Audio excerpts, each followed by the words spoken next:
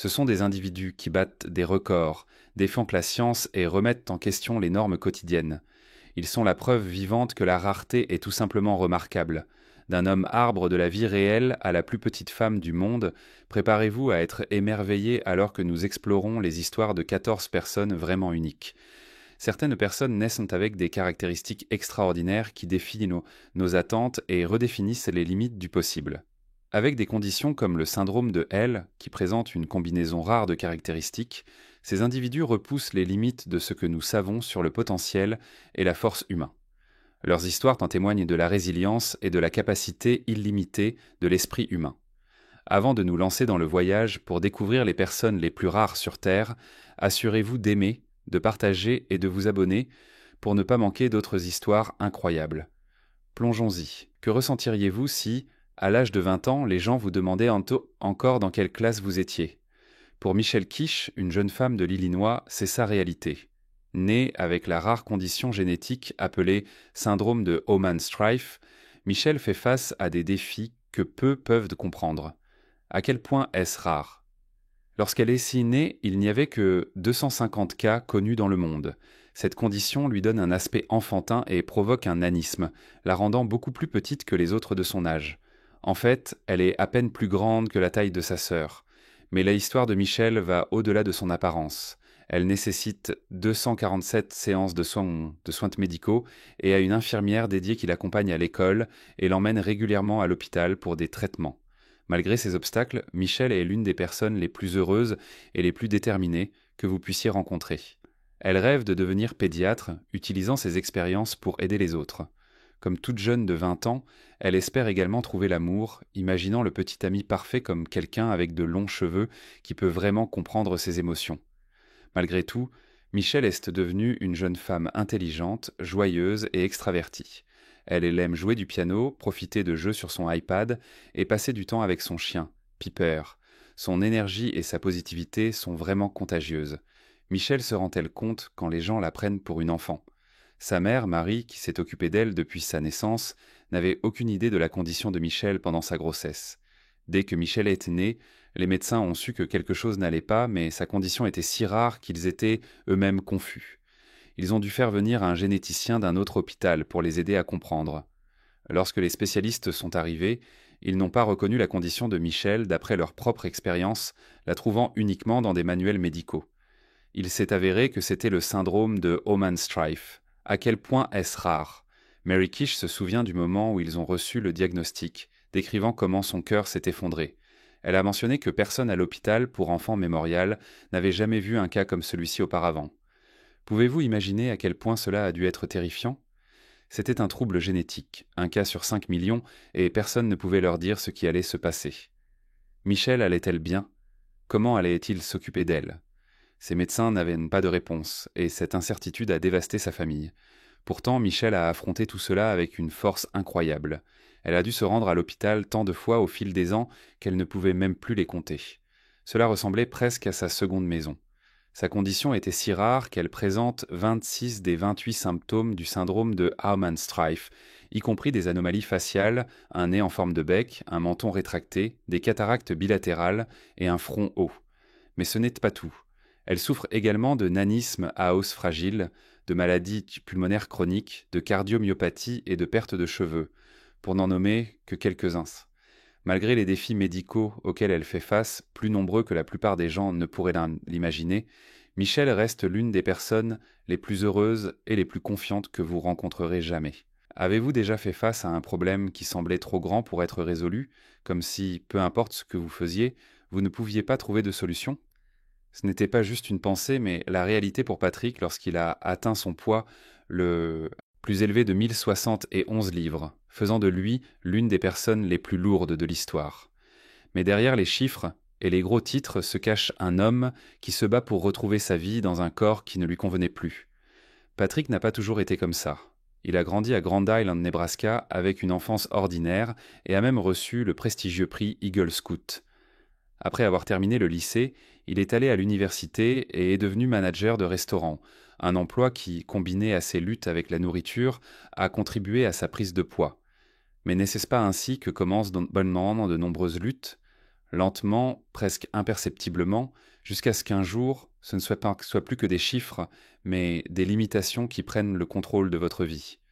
Pendant 5 ans, Patrick a passé sa vie coincé dans une pièce sans air frais, incapable de sortir. C'est quelque chose d'inimaginable. Lorsqu'il avait désespérément besoin d'aide médicale, même le fait de le déplacer était une tâche impossible. Sa maison n'était pas conçue pour quelqu'un de sa taille. Ils ont donc dû couper la moitié de la maison juste pour le faire sortir. Une ambulance ordinaire n'était pas une option. Une aide spécialisée était nécessaire. Ils ont dû faire venir un camion d'un autre état avec des portes extra larges et un système de treuil pour le transporter. Mais le véritable problème n'était pas seulement de le déplacer. C'était sa santé. Insuffisance cardiaque, diabète, hypertension artérielle, pneumonie, arthrite. Son corps était en train de s'éteindre. Les médecins n'ont pas caché la vérité. S'il n'agissait pas, il n'aurait pas de chance. Patrick était déterminé à se battre. Il a subi une chirurgie de pontage gastrique et a adopté un régime de 1200 calories. La transformation a été incroyable. Il a perdu plus de 550 livres. Pour la première fois depuis des années, il avait encore de l'espoir. Récemment, je ne voyais aucune lumière au bout du tunnel, a-t-il admis. Tous les records ne concernent pas la vitesse, la force ou l'endurance. Certaines personnes font l'histoire simplement en acceptant qui elles sont, comme Michal Ruffinelli, la femme avec les hanches les plus larges du monde, avec une circonférence étonnante de 8 pieds. Oui, vous avez bien entendu. Mais ce qui est encore plus fascinant, c'est qu'elle ne mesure que 5 pieds, 4 pouces, avec une taille de 40 pouces, prouvant que le corps humain peut prendre des formes extraordinaires. Alors pourquoi se démarque-t-elle ? C'est sa confiance dans l'acceptation de son corps et la rupture des attentes sociétales concernant la beauté et la taille.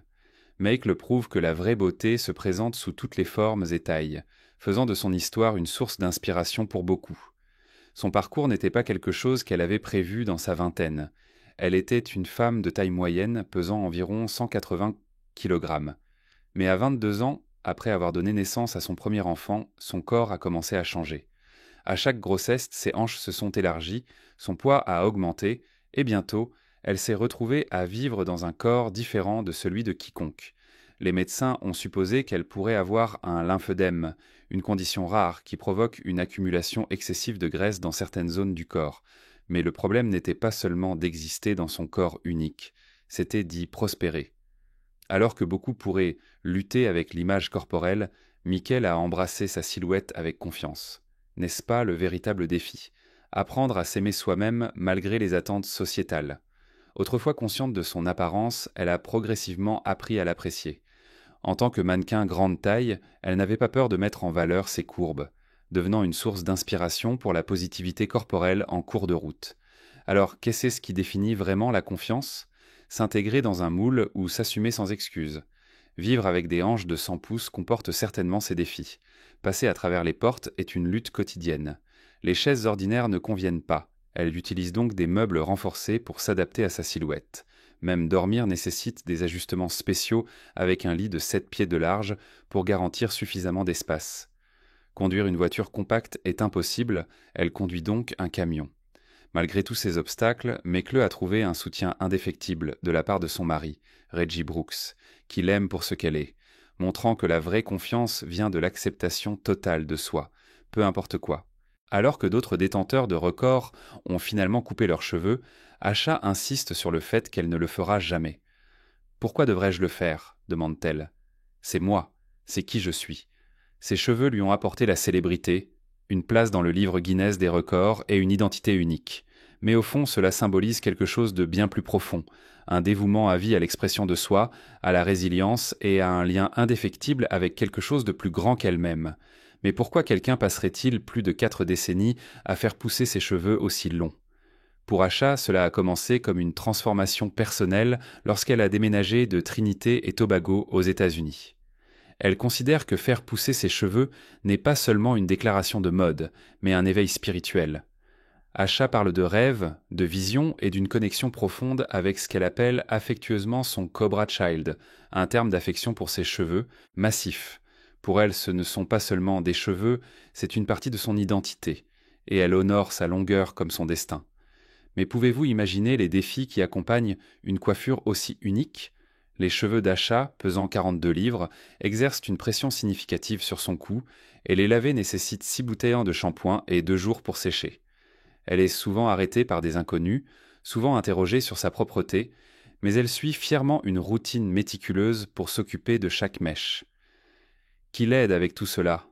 Son mari, Emmanuel C.H., un coiffeur professionnel du Kenya, est dédié à l'entretien de ses cheveux légendaires. Quelle longueur est trop longue quand il s'agit de cheveux? Quelques pieds, peut-être même un yard, est typique pour la plupart des gens. Les cheveux doivent généralement être coupés, coiffés et entretenus dans des limites pratiques. Mais pour Asha Mandela, ses cheveux sont plus qu'un simple style. C'est un voyage spirituel, un engagement à vie et une partie essentielle de son identité. En battant des records, les cheveux d'Asha s'étendent sur plus de 110 pieds, plus long qu'un bus scolaire. Ils traversent les pièces, descendent les escaliers et nécessitent un système spécial juste pour sécher et transporter. Le parcours de Sultan a pris un tournant passionnant lorsqu'il est apparu dans des films hollywoodiens, a rejoint le Magic Circus of Samoa et a enfin trouvé des vêtements à sa taille. Mais au-delà de la célébrité et des opportunités, il ne s'agissait pas seulement de trouver de l'acceptation. Il s'agissait de trouver l'amour. Son plus grand accomplissement, peut-être le plus spécial de tous, a été d'épouser Merve Debow en 2013. Bien que leur mariage ait été pris fin des années plus tard, Sultan a continué à inspirer les autres. En 2022, il a célébré son 40e anniversaire en se tenant à côté d'une statue grandeur nature de Robert Wadlow, l'homme le plus grand jamais enregistré. C'était un moment emblématique, réunissant des géants du passé et du présent. Sultan n'a jamais laissé sa condition le retenir, utilisant sa taille pour aider sa famille dans les tâches quotidiennes comme changer des ampoules, atteindre des étagères hautes et accrocher des rideaux. Mais la vie ne se limitait pas à s'adapter. C'était une question de prospérité. En 2009, Sultan est officiellement devenu l'homme le plus grand du monde, un titre qui l'a propulsé vers une renommée mondiale. Il a voyagé à travers le monde, rencontrant des personnes de tous horizons, et a même eu la chance de rencontrer l'homme le plus petit jamais enregistré, Chandra Bahadur Dangji, créant un moment historique. Mais la célébrité peut-elle jamais l'emporter sur les défis de vivre dans un corps qui ne cesse de grandir? Avec sa croissance rapide, sont venus de graves risques pour la santé. Son corps devait supporter une pression immense et sans intervention médicale, sa taille aurait pu continuer à augmenter. En 2010, des médecins aux États-Unis ont effectué une chirurgie révolutionnaire au Gamma Knife pour sauver sa vie. La procédure a arrêté sa croissance et aidé à stabiliser sa santé. Avez-vous déjà imaginé être la personne la plus grande de la pièce, dominant tout le monde et devenant instantanément le centre d'attention? Pas à cause de ce que vous faites ou dites, mais simplement à cause de votre taille extraordinaire? Rencontrer Sultan Kozen, c'est sa réalité, mesurant 8 pieds de haut, 2,8 pouces. Il détient le record Guinness du plus grand homme vivant sur Terre. Bien que sa taille soit remarquable, son parcours est encore plus incroyable. Né dans un petit village en Turquie, Sultan était un enfant ordinaire jusqu'à ce qu'une tumeur dans sa glande pituitaire déclenche un gigantisme, le faisant grandir de manière incontrôlable. À l'adolescence, sa taille dépassait celle de la plupart des adultes. L'école est devenue difficile et la vie quotidienne s'est transformée en une série de défis uniques. Pouvez-vous imaginer avoir du mal à trouver des chaussures qui vous vont, des vêtements à la bonne taille ou même une voiture qui s'adapte à votre grande silhouette? Avez-vous déjà vu quelqu'un réaliser un tour de magie si bizarre qu'il vous a fait remettre en question la réalité? Certaines personnes peuvent plier leurs doigts vers l'arrière, d'autres peuvent bouger leurs oreilles, mais que diriez-vous de pouvoir faire sortir vos globes oculaires sur commande en utilisant le son? Impossible, n'est-ce pas? Mais c'est l'incroyable capacité de Kim Goodman, une femme de Chicago, qui détient le record Guinness du globe oculaire le plus saillant, avec une étonnante mesure de 0,47 pouces. Oui, presque un demi-pouce. Ces globes oculaires sortent réellement de leurs orbites. Et c'est une vue si choquante que vous devrez la voir de vos propres yeux pour y croire vraiment. Le talent de Kim a commencé avec un accident plutôt inhabituel. Un jour, elle a été frappée à la tête, et au lieu de gonfler ou de se meurtrir, ses globes oculaires sont sortis beaucoup plus loin que la normale. Aussi choquant que cela ait été, elle a vite réalisé qu'elle pouvait le contrôler. Dès lors, elle pouvait faire saillir ses yeux à volonté, qu'elle rit ou bâille.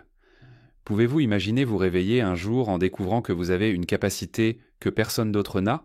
Bien sûr, un talent comme celui-ci ne pouvait pas passer inaperçu. Kim était devenu une sensation mondiale, apparaissant dans des émissions de télévision et stupéfiant les audiences avec ses compétences littérales de saillie des yeux. Son incroyable capacité lui a même valu une place sur la liste des 10 plus grands accomplissements de tous les temps à l'occasion du 50e anniversaire du livre Guinness des records. Voilà un record que vous ne voyez pas tous les jours. Son talent unique est même entré dans la culture populaire, que ce soit dans des émissions de télévision, des documentaires ou des vidéos virales. La capacité de Kim à captiver des audiences du monde entier. Les gens sont souvent attirés par des choses extraordinaires, et son talent est un parfait exemple de la façon dont les capacités humaines rares captivent notre imagination.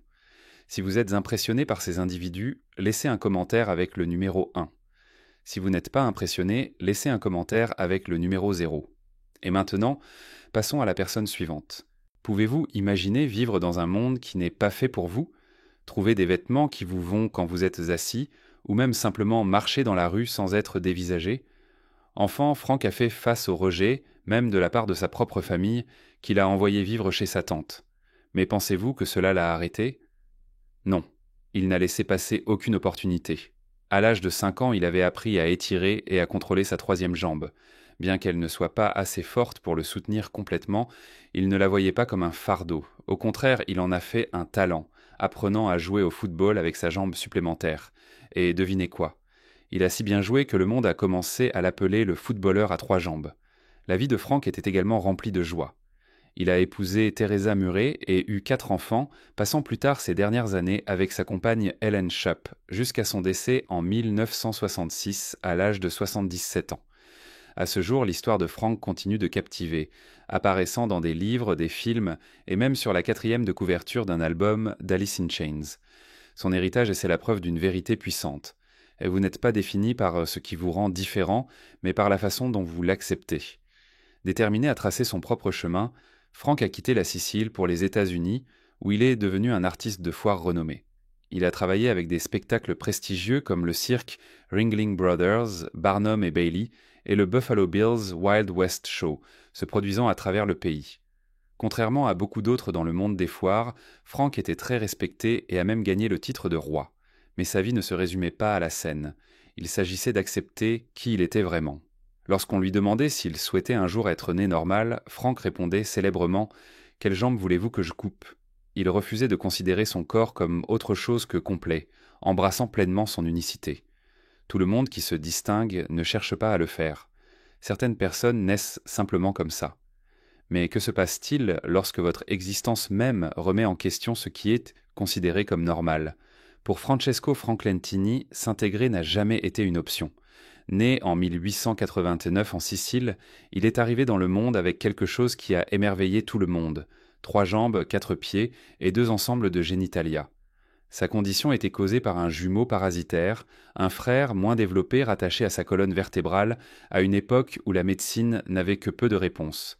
Les différences de Frank étaient perçues comme quelque chose à cacher, mais plutôt que de se sentir honteux, il a embrassé son unicité et en a fait une histoire de vie remarquable. Le plus grand rêve de Jodie était de visiter Londres et de découvrir la vie là-bas, avec l'ambition de voyager aux États-Unis pour poursuivre une carrière d'actrice au cinéma.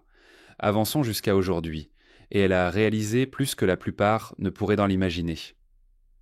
Depuis qu'elle a obtenu son titre de record du monde, Jyoti a voyagé à travers le monde, rencontrant d'autres détenteurs de records incroyables, et se tenant même à côté de Chandra Bahadur Danji, l'homme le plus petit de l'histoire.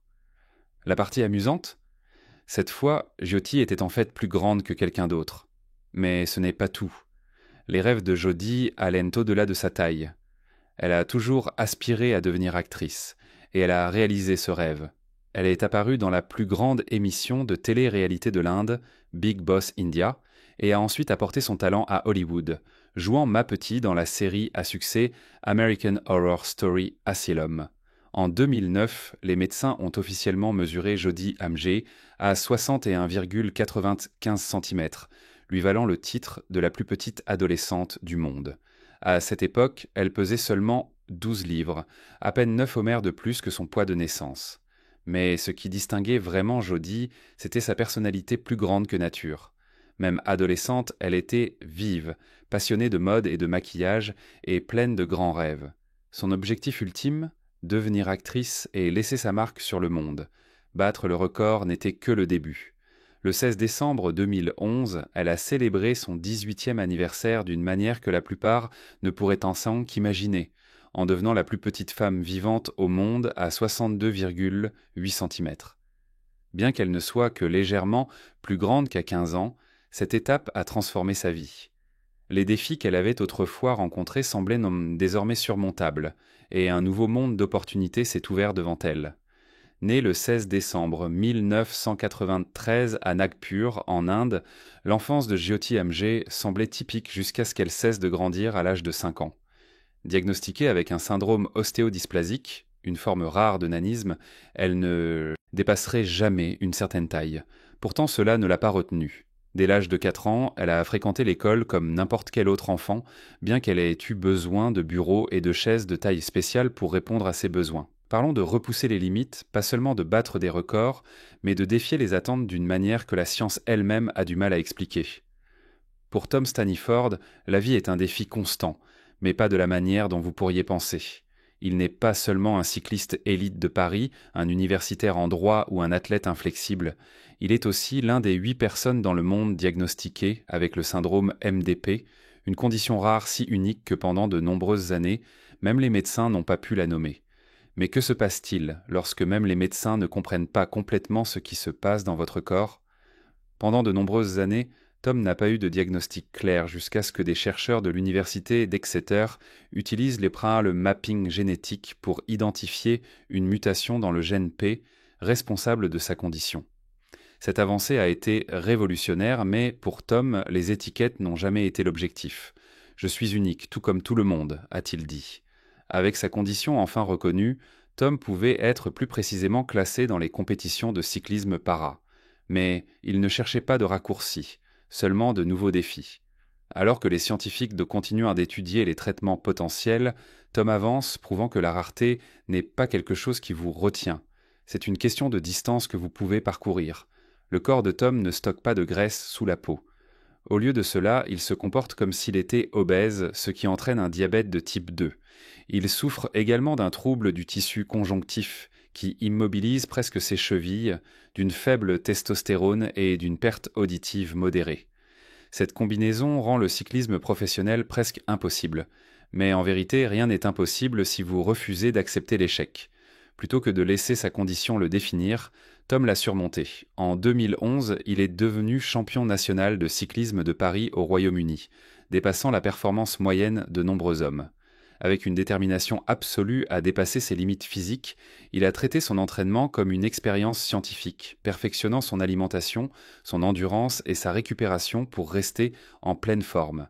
N'était-ce pas cela qui fait vraiment des champions ? La capacité de s'adapter, d'avancer et de redéfinir ce qui est possible. Passer trop de temps sur le vélo, en gros, j'utilise le cyclisme pour me guérir, explique-t-il. Chaque course est une bataille, chaque victoire une déclaration que les limites n'existent que si vous les acceptez. Enfin, en 2013, des tests génétiques ont révélé une mutation dans le gène P3CA, une condition si unique qu'elle n'avait même pas de nom. Pouvez-vous imaginer vivre avec quelque chose d'aussi rare que même les meilleurs médecins du monde ont du mal à diagnostiquer ? C'est ce qui rend l'histoire de Mandy extraordinaire. Non seulement sa condition, mais aussi son esprit indomptable. Lorsque Mandy avait 7 ans, ses médecins doutaient qu'elle survive longtemps et ont recommandé l'amputation de sa jambe. Cependant, sa mère a refusé, croyant que Mandy méritait de vivre une vie aussi normale que possible. Et non seulement Mandy a survécu, mais elle a prospéré, prouvant que rien n'est impossible si vous n'abandonnez pas. Née en 1975 à Lancashire, en Angleterre, Mandy était loin d'être une enfant ordinaire dès sa naissance.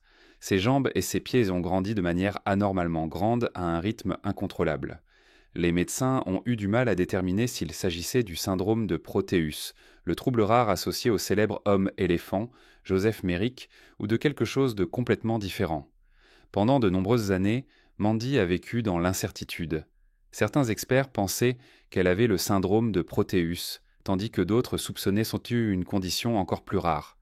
Avez-vous déjà eu l'impression que la vie vous a donné un défi si énorme que le surmonter semblait inimaginable ? Imaginez vivre dans un corps que les médecins ne peuvent pas comprendre pleinement, un corps qui refuse de suivre les règles biologiques. Que feriez-vous? Abandonner ou lutter pour vivre votre vie selon vos propres termes? Rencontrer Mandy Sellers, une femme qui a choisi de se battre. Se démarquer dans une foule peut être significatif, mais pour Brahim Takiola, s'intégrer n'a jamais été une option. Mesurant 2,46 mètres, 8 pieds 1 pouce, avec les plus grands pieds en main du monde, il devient le centre d'attention partout où il va. Imaginez marcher dans la rue et voir des gens s'arrêter en plein pas, regardant avec admiration pendant que les caméras crépitent. Que ressentirait un jeune garçon dans une telle situation? Pour Brahim, c'était juste un autre jour ordinaire. Né dans un petit village au Maroc, l'enfance de Brahim était tout sauf ordinaire. Alors que la plupart des enfants grandissent lentement et régulièrement, lui a grandi comme une fusée. À l'âge de 18 ans, les médecins de son école ont enfin posé la question que personne d'autre n'avait osé poser. Pourquoi grandissait-il à un rythme aussi alarmant? Des analyses de sang ont révélé qu'il avait une condition rare qui stimulait une croissance anormale et excessive, faisant que son corps continuait à s'étendre au-delà des limites normales. Au moment où les médecins l'ont diagnostiqué, Brahim était déjà l'un des hommes les plus grands du monde. Mais ce sont ses pieds qui le distinguaient vraiment. Lorsque le livre Guinness des records est venu les mesurer, les chiffres étaient étonnants. Son pied gauche mesurait 38,1 cm et son pied droit 37,5 cm, ce qui en faisait officiellement les plus grands pieds des buées du monde. Cependant, avoir des pieds combattant des records mondiaux n'était pas seulement une curiosité intéressante, cela venait avec de réels défis. Trouver des chaussures était presque impossible, avec des paires sur mesure coûtant des milliers de dollars. Même des tâches simples, comme monter dans un taxi, passer par des portes ou se lever dans une maison, devenaient des luttes constantes. Le corps change avec l'âge. C'est juste une partie de la vie. Les rides apparaissent, les cheveux deviennent gris et les articulations commencent à faire mal. Mais que se passerait-il si, au lieu des signes habituels du vieillissement, quelque chose de vraiment bizarre se produisait? C'est exactement le cas de Madame Zhong Ruifong, une grand-mère de 101 ans venue de Chine. Son processus de vieillissement a pris un tournant inattendu. Il y a quelques années, sa famille a remarqué une tache rugueuse sur son front. Au début, cela semblait inoffensif, mais ensuite la tache a commencé à durcir, à s'étendre et a finalement pris la forme de 2 cornes. Oui, de vraies cornes. Comme si cela ne suffisait pas, une seconde corne a commencé à pousser de l'autre côté de son front. Comment commencer à expliquer quelque chose comme ça? Sa famille, compréhensiblement, était choquée. Son plus jeune fils, maintenant âgé de 60 ans, admet qu'au début, il n'était pas inquiet. Mais quand une corne s'est entièrement formée et qu'une autre est apparue, ils n'ont pas pu s'empêcher de se demander si elle ne devenait pas quelque chose de plus qu'humain. Les médecins disent que la réponse réside dans une rare condition de la peau appelée corne cutanée, une accumulation de kératine, la même protéine qui compose les cheveux, les ongles et les cornes animales. Normalement, ces excroissances y sont petites, mesurant seulement quelques millimètres de long, mais dans le cas de Madame Zhang, c'était entièrement différent. Une chirurgie pourrait enlever les cornes, mais cela ne les empêcherait pas de repousser. Aujourd'hui, Madame Zhang continue de vivre sa vie comme une légende locale. Certains villageois voient néanmoins sa condition comme un signe de sagesse, tandis que d'autres en ont peur parce qu'elle semble contre nature. Avez-vous déjà entendu parler de quelqu'un dont la peau pousse comme un arbre ? C'est une réalité déchirante pour Didi Koswara, un homme d'Indonésie qui a passé des années à lutter contre une maladie qui l'a isolé du monde, même de sa propre famille. Didi souffre du syndrome de Lewandowski-Lutz, un trouble rare causé par des infections HPV incontrôlées qui entraînent d'octin des excroissances ressemblant à des verrues couvrant son corps. La condition était si sévère que ses mains et ses pieds étaient alourdis par plus de 5,9 kg de tumeurs, rendant même les tâches les plus simples difficiles. Malheureusement, la condition de Didi a eu un impact non seulement sur sa santé, mais aussi sur sa vie personnelle. Après 10 ans de mariage, sa femme l'a quitté, incapable de faire face aux défis de sa condition et à son incapacité à travailler ou à subvenir aux besoins de la famille. Didi s'est retrouvé isolé. Son histoire a attiré l'attention mondiale grâce à des documentaires et à une couverture médiatique mettant en lumière son combat. Beaucoup dans son village croyaient que sa condition était une malédiction. Mais en 2008, les médecins ont fait des progrès significatifs lorsqu'il a subi une chirurgie révolutionnaire pour enlever plus de 5,9 kg de verrues sang de son corps. Les résultats étaient incroyables. Pour la première fois, il pouvait porter des tongs et même profiter d'activités comme le sudoku. Cependant, la maladie est restée implacable. Les tumeurs continuaient de revenir, nécessitant 2 opérations chaque année pour gérer les infections. 3 mois avant son décès, Didi a été hospitalisé à nouveau. Les médecins étaient émerveillés par sa remarquable guérison. Sa sœur a partagé que dans ces derniers jours, Didi était trop faible pour parler ou même se nourrir. Malheureusement, il a continué à s'éloigner de sa famille jusqu'à la fin. Pourtant, une chose est restée constante, sa détermination acharnée à se battre. Son infirmière se souvient que Didi n'a jamais perdu espoir de guérison, même si beaucoup croyaient qu'il était maudit. Il a continué à avancer, ne renonçant jamais. Ça ressemble à une scène d'un film d'horreur, n'est-ce pas? Parce que c'est probablement le cas. Malgré de nombreux témoignages, il n'existe aucune preuve médicale, aucun enregistrement de naissance, ni aucun document historique fiable prouvant qu'Edward Mordrake ait jamais existé. Les historiens pensent maintenant qu'il pourrait s'agir d'une histoire fictive créée pour choquer plutôt que de la vérité. Mais la légende refuse de mourir, et en 2014, l'histoire prétendument de Dr M a été introduite dans American Horror Story, lui redonnant vie et l'intégrant dans la culture populaire. Peu après, une étrange image a circulé sur les réseaux sociaux. Un crâne à 2 faces préservé, censé être les restes d'Edward. Mais est-ce réel ? Le soi-disant crâne était en réalité une sculpture en papier mâché créée par un artiste célèbre qui s'est inspiré de l'histoire et a décidé de la recréer en art. Selon les récits populaires, Mordrake était né à la fin des années 1800 avec un deuxième visage complètement formé à l'arrière de sa tête. Contrairement aux jumeaux siamois, ce visage ne pouvait pas parler, manger ou fonctionner indépendamment, mais la légende prétend qu'il pouvait rire, pleurer et murmurer des choses terrifiantes à Edward. Hanté par cette étrange présence, on dit qu'il a supplié les médecins de l'enlever. Lorsqu'ils ont refusé, on pense qu'il s'est suicidé à l'âge de 23 ans. Certaines histoires se sont si étranges et incroyables qu'elles brouillent la frontière entre la réalité et le mythe. Avez-vous déjà entendu parler d'Edward Mordrake, l'homme qui aurait été né avec 2 visages, un visage normal et un visage sinistre qui lui chuchotait la nuit? C'est une histoire qui fascine les gens depuis plus d'1 siècle. Mais la vraie des questions est-ce vrai ou juste une autre légende urbaine?